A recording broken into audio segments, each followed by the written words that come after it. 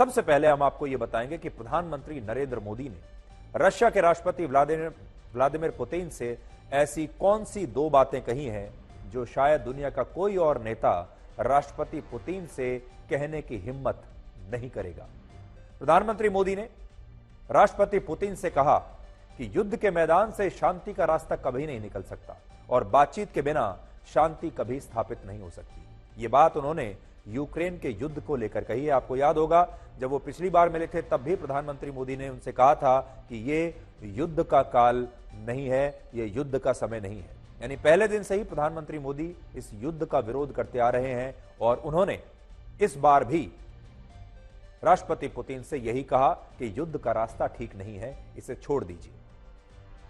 दूसरी बात जो उन्होंने कही वो ये कि रशिया की सेना ने यूक्रेन में बच्चों के जिस अस्पताल पर हमला किया वो हमला दुखद है और कोई भी देश जो इंसानियत में यकीन रखता है उसे ऐसे हमलों से पीड़ा होगी और भारत भी आज इस पीड़ा को महसूस कर रहा है। और ये एक बहुत बड़ी बात है क्योंकि इस हमले में 4 बच्चों समेत 40 लोग मारे गए और यह हमला प्रधानमंत्री मोदी के रशिया पहुंचने से ठीक पहले यूक्रेन की राजधानी कीव में रशिया की सेना ने किया था और इस हमले को लेकर पूरी दुनिया राष्ट्रपति पुतिन की आलोचना कर रही है। बड़ी बात यह थी कि पूरी दुनिया राष्ट्रपति पुतिन की आलोचना कर रही है, लेकिन क्या प्रधानमंत्री मोदी उनके ठीक सामने बैठकर अपनी मन की यह बात उन्हें कह पाएंगे या नहीं। लेकिन प्रधानमंत्री मोदी ने सच को सच कहा।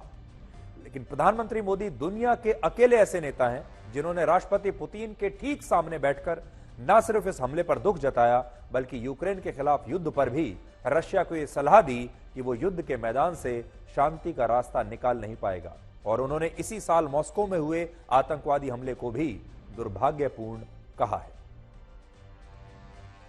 एक्सेलेंसी, युद्ध हो, संघर्ष हो, आतंकवादी हमले हो, मानवता में विश्वास करने वाला हर व्यक्ति जब जानहानि होती है तब बहुत पीड़ित होता है। लेकिन उसमें भी जब मासूम बच्चों की कत्ल होती है, मासूम बच्चों को मरते हुए देखते हैं, तब हृदय छलनी हो जाता है और वो दर्द बहुत भयानक होता है। और इस विषय में भी आपसे विस्तार से चर्चा हुई। एक्सेलेंसी, एक मित्र के नाते मैंने हमेशा कहा है कि हमारी भावी पीढ़ी के उज्जवल भविष्य के लिए शांति सर्वाधिक आवश्यक है। लेकिन मैं ये भी जानता हूं कि युद्ध के मैदान में समाधान संभव नहीं होते। बम, बंदूक और गोलियों के बीच समाधान और शांति वार्ताएं सफल नहीं होती हैं और हमने वार्ता के माध्यम से ही शांति के रास्ते अपनाने होंगे। तो आप देखिए कि प्रधानमंत्री मोदी रशिया के निमंत्रण पर द्विपक्षीय बातचीत के लिए मॉस्को में है। वो मॉस्को में राष्ट्रपति पुतिन के मेहमान हैं। राष्ट्रपति पुतिन उनके साथ बैठे हुए हैं और प्रधानमंत्री मोदी ने ये दोनों बातें ऐसी कहीं जो शायद राष्ट्रपति पुतिन के सामने कोई और नहीं कह पाएगा। पिछले 2 वर्षों में राष्ट्रपति व्लादिमीर पुतिन चीन और उत्तर कोरिया समेत 12 देशों के राष्ट्राध्यक्षों से फेस टू फेस यानी आमने सामने मुलाकात कर चुके हैं। लेकिन इनमें से किसी भी देश के राष्ट्राध्यक्ष में इतना साहस नहीं था या इन राष्ट्राध्यक्षों की राष्ट्रपति पुतिन के साथ इतनी गहरी दोस्ती नहीं थी, आप ये भी कह सकते हैं कि वो यूक्रेन युद्ध के खिलाफ साफ साफ सच सच पुतिन के सामने कुछ कह पाए।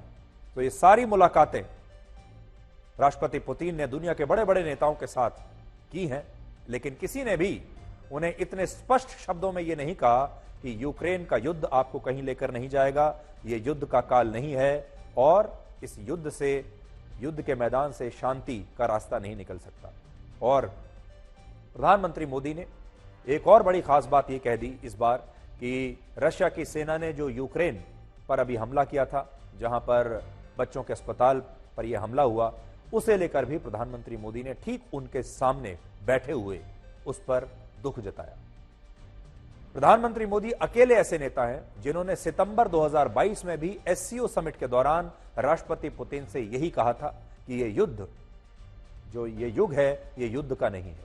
और आज भी वो राष्ट्रपति पुतिन के साथ बैठकर उन्हें यही कह रहे हैं कि रशिया को युद्ध का रास्ता छोड़कर बातचीत का रास्ता अपनाना चाहिए। और राष्ट्रपति पुतिन ने भी कहा कि प्रधानमंत्री मोदी जिस शिद्दत से यूक्रेन के साथ युद्ध का समाधान निकालने का प्रयास कर रहे हैं, उसके लिए वो प्रधानमंत्री मोदी के आभारी हैं।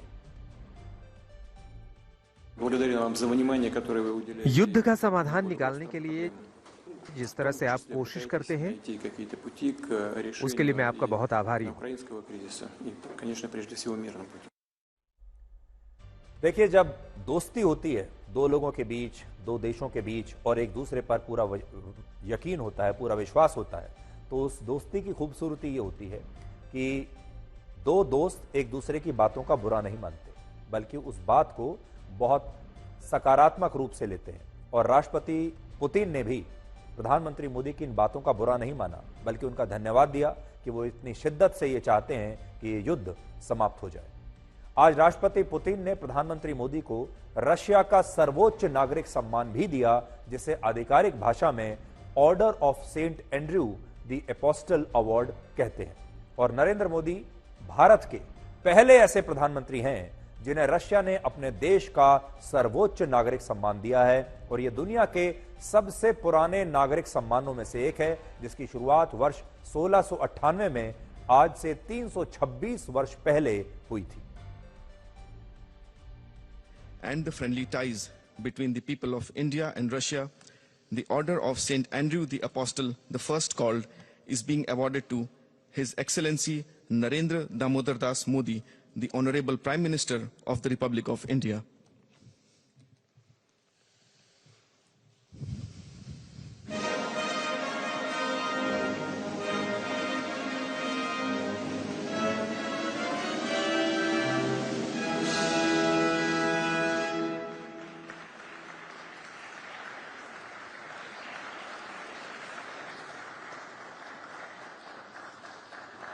ये सम्मान केवल मेरा सम्मान नहीं है, यह 140 करोड़ भारतवासियों का सम्मान है। यह भारत और रूस की सदियों पुरानी गहरी मित्रता और आपसी विश्वास का सम्मान है।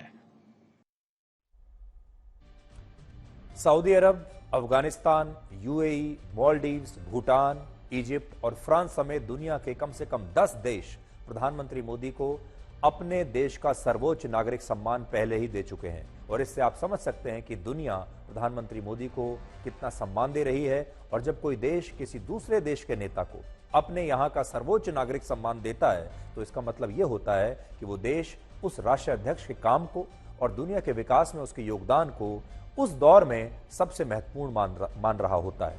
जैसे रशिया ने प्रधानमंत्री मोदी को जो सम्मान दिया है, उसे बहुत पवित्र माना जाता है। ऐसा कहा जाता है कि ईसा मसीह ने ईसाई धर्म का प्रचार करने के लिए जिन 12 एपोस्टल यानी शिष्यों को चुना था, उनमें सेंट एंड्रयू ईसा मसीह के पहले शिष्य और धर्मदूत थे। और इसीलिए रशिया में सेंट एंड्रयू के नाम से वहां का सर्वोच्च नागरिक सम्मान दिया जाता है। और प्रधानमंत्री मोदी से पहले यह सम्मान वर्ष 2017 में चीन के राष्ट्रपति शी जिनपिंग को भी मिल चुका है। आज इन तस्वीरों की भी बड़ी चर्चा हो रही है, जिनमें राष्ट्रपति व्लादिमीर पुतिन ने प्रधानमंत्री मोदी को एक एग्जीबिशन में एक परमाणु पनडुब्बी दिखाई। दुनिया में इस समय जिन 9 देशों के पास परमाणु हथियार हैं, उनमें सबसे ज्यादा परमाणु हथियार रशिया के पास हैं, जबकि भारत इस सूची में 6ठे स्थान पर है। बड़ी बात यह है कि भारत अपने परमाणु हथियारों की संख्या तेजी से बढ़ा रहा है। और आज भी रशिया और भारत के बीच यह चर्चा हुई है कि रशिया भारत में 6 और नए न्यूक्लियर पावर प्लांट्स लगा सकता है। और इस बात की पश्चिमी देशों के मीडिया में भी बहुत चर्चा हो रही है। हालांकि आज सबसे महत्वपूर्ण है चीन की प्रतिक्रिया। यह बड़ी दिलचस्प बात है। चीन के सरकारी अखबार ग्लोबल टाइम्स ने अपने एक नए लेख में प्रधानमंत्री मोदी के रशिया दौरे को अभूतपूर्व बताया है और कहा है कि पश्चिमी देशों को प्रधानमंत्री मोदी का रशिया दौरा संदेह की नजरों से नहीं देखना चाहिए। और इसमें यह भी लिखा है कि पश्चिमी देश ऐसा सोच रहे हैं कि प्रधानमंत्री मोदी रशिया इसलिए गए क्योंकि वो ये सुनिश्चित करना चाहते हैं कि रशिया चीन के और करीब ना जाए, लेकिन पश्चिमी देशों की यह सोच गलत है। चीन के इसी अखबार में यह भी लिखा है कि चीन भारत और रशिया के मजबूत होते संबंधों को अपने लिए खतरा नहीं मानता और पश्चिमी देश चाहते हैं कि भारत, रशिया और चीन के संबंधों में तनाव पैदा हो और ये तीनों देश आपस में लड़ते रहे। लेकिन पश्चिमी देश इसमें कभी सफल नहीं होंगे और चीन हमेशा भारत और रशिया के रिश्तों का पूरा सम्मान करेगा। पिछले कुछ वर्षों में ऐसा पहली बार हो रहा है जब चीन ने भारत की किसी भी मामले में तारीफ की हो, और इसका कारण यही है कि चीन भारत की दुनिया में बढ़ती ताकत को अब पहचान रहा है। तो यह एक नई बात है। अब आप देखिए कि कैसे दुनिया की राजनीति में, विश्व की राजनीति में समीकरण बदलते चले जाते हैं। पश्चिमी देश, जिनको इस बार प्रधानमंत्री मोदी का रशिया का दौरा बिल्कुल पसंद नहीं आ रहा, पश्चिमी देश इस दौरे को वाकई में संदेह की निगाह से देख रहे हैं, और क्योंकि वो रशिया को अपने सबसे बड़ा दुश्मन मानते हैं और उनके सबसे बड़े दुश्मन के साथ पश्चिमी देशों का एक दोस्त यानी प्रधानमंत्री मोदी मिलने के लिए गया है, तो पश्चिमी देशों को जाहिर है यह बात अच्छी नहीं लगेगी। इधर आप देखिए, भारत का सबसे बड़ा दुश्मन चीन, और चीन आज भारत की तारीफ कर रहा है। चीन भारत और रशिया की दोस्ती की तारीफ कर रहा है और चीन की कोशिश यह है कि किसी भी तरीके से पूरी दुनिया चीन और रशिया को तो पार्टनर्स के तौर पर देखती है, लेकिन अगर इस ग्रुप में भारत भी आ गया तो फिर इस ग्रुप की स्वीकार्यता और इसकी ताकत पहले के मुकाबले कहीं ज्यादा बढ़ जाएगी। और आज भी भारत का सबसे बड़ा ट्रेड पार्टनर अमेरिका और रशिया नहीं है बल्कि चीन है। और जिस तरह रशिया और पश्चिमी देशों के बीच संवाद के लिए भारत एक सेतु यानी पुल का काम कर सकता है, ठीक उसी तरह भारत और चीन के बीच रशिया एक सेतु का काम कर सकता है। और इसीलिए चीन भी चाहता है कि भारत के रशिया के साथ संबंध मजबूत रहें ताकि रशिया दोनों देशों के बीच एक मध्यस्थ की भूमिका में रह सके।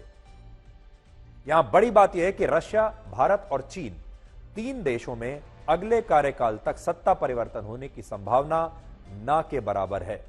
रशिया में राष्ट्रपति पुतिन और भारत में प्रधानमंत्री मोदी ने इसी साल अपने देश का चुनाव जीता है, जबकि चीन में भी कुछ महीने पहले ही शी जिनपिंग तीसरी बार वहां के राष्ट्रपति बने हैं और राष्ट्रपति पुतिन इस समय 71 वर्ष के हैं, शी जिनपिंग भी 71 वर्ष के हैं और प्रधानमंत्री मोदी 73 वर्ष के हैं। और ये दुनिया के तीन वो नेता हैं जो अपने अपने देशों में राजनीतिक रूप से सबसे ज्यादा स्थायी हैं और अगले 5 वर्षों तक कम से कम इनके बदले जाने की कोई संभावना नहीं है। शी जिनपिंग तो हो सकता है उससे आगे भी चलते रहेंगे, राष्ट्रपति पुतिन भी ऐसे ही चलते रहेंगे और प्रधानमंत्री मोदी ने अभी कम से कम 5 साल का अपना कार्यकाल ले लिया है और इसके बाद जब 5 साल के बाद चुनाव होगा तब उसके बाद पता चलेगा कि क्या होता है। लेकिन अगले 5 साल तक ये जो तीन नेता आप अपनी स्क्रीन पर देख रहे हैं, ये सबसे वरिष्ठ नेता हैं दुनिया की राजनीति के और सबसे अनुभवी नेता हैं दुनिया की राजनीति के और अपने अपने देशों में सबसे ज्यादा स्टेबिलिटी और अपने लोगों का समर्थन इन तीन नेताओं के पास है। इसलिए ना सिर्फ अपने देश में ये निर्णायक बड़े बड़े निर्णय ले सकते हैं बल्कि दुनिया के लिए भी ये बड़े बड़े फैसले ले सकते हैं। अब बड़ी बात यह है कि राष्ट्रपति पुतिन प्रधानमंत्री मोदी को एक सेतु के तौर पर देखते हैं क्योंकि पश्चिमी देशों के साथ उनकी बातचीत बंद है, कड़वाहट बहुत ज्यादा हो चुकी है और दोनों के बीच दुश्मनी बहुत ज्यादा हो चुकी है। लेकिन प्रधानमंत्री मोदी अकेले ऐसे नेता हैं जो राष्ट्रपति पुतिन के भी दोस्त हैं और जो बाइडेन के भी दोस्त हैं, जिनका पश्चिमी देशों के साथ भी अच्छे संबंध है और रशिया के साथ भी अच्छे संबंध है। इसलिए वो एक सेतु की तरह इन दोनों समूहों के बीच काम कर रहे हैं। लेकिन दूसरी तरफ अगर आप देखें तो भारत और चीन के जो संबंध हैं वो भी बहुत कड़वे हो चुके हैं। भारत और चीन अब एक तरीके से एक दूसरे के दुश्मन है और भारत अब चीन को, पाकिस्तान को नहीं बल्कि चीन को अपना सबसे खतरनाक दुश्मन मानता है। लेकिन भविष्य में मान लीजिए चीन के साथ कभी ऐसी स्थिति पैदा हो जाए कि हमें एक मध्यस्थ की आवश्यकता पड़े तो वो मध्यस्थता कौन करेगा? क्या पश्चिमी देश कर पाएंगे? क्या अमेरिका कर पाएगा? इसका जवाब है नहीं कर पाएंगे क्योंकि चीन किसी पश्चिमी देश की सुनता नहीं और पश्चिमी देशों के संबंध चीन के साथ अच्छे नहीं। ऐसे में भारत को अपने सबसे पुराने दोस्त की आवश्यकता पड़ेगी और वो है रशिया, वो है राष्ट्रपति पुतिन। इसलिए भारत को इस यात्रा का दोनों तरफ से बहुत फायदा होगा।